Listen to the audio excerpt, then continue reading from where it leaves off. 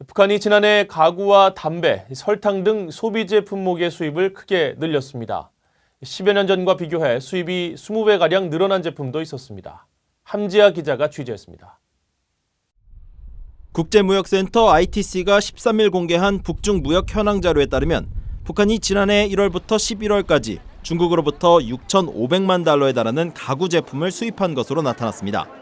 가구 제품 외에 담배와 과일, 설탕, 의류, 신발, 음료, 커피, 코코아 등 소비재 수입도 큰 폭으로 늘어났습니다.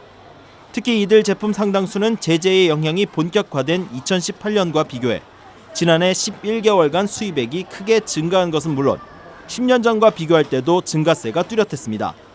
담배의 경우 북한은 2009년 한 해 중국으로부터 1,814만 달러치를 수입했고 이후 수입액이 연간 2, 3천만 달러대에 머물다 지난해에는 7,890만 달러로 가구와 마찬가지로 사상 최고액을 기록했습니다. 10년 전 177만 달러치가 중국에서 수입됐던 설탕은 2018년 4천만 달러, 이어 지난해 11개월 동안 3,888만 달러의 수입액을 나타냈습니다. 2009년보다 20배 이상 수입이 증가한 겁니다. 북한 경제 전문가들은 국제사회에 제재가 가해지고 있는 상황에서 소비재 품목의 수입 증가에 주목했습니다. 제재로 인해 일부 품목의 수입 제한과 대조적으로 일부 계층에게 필요한 소비재 품목의 수입 증가 현상이 뚜렷하다는 겁니다. 이와 반대로 기계류 제품 등의 수입이 제재 등의 요인으로 크게 줄고 있고 이런 현상은 장기적 관점에서 북한 경제에 악영향을 미칠 수 있다는 분석이 나옵니다.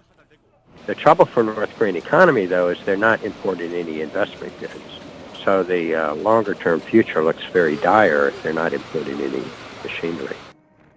전문가들은 또 북한의 대중 수출액이 90% 이상 줄어든 상황에서 수입 급증에 따른 외화 적자를 어디에서 메우는지 주목했습니다. 스테판 해거드 캘리포니아 주립 샌디에고 대학 교수는 북한이 특정 국가나 기관 등으로부터 재정을 조달하고 있을 것이라며 중국 정부나 중국 기업 등의 협력 가능성을 제기했었습니다. 한미경제연구소의 트로이 스탠거론 선임국장은 외부에서 포착하지 못한 북한 해외 노동자들의 송금과 중국 관광 등 북한의 새로운 수입원 등이 있는 게 분명해 보인다고 말했습니다.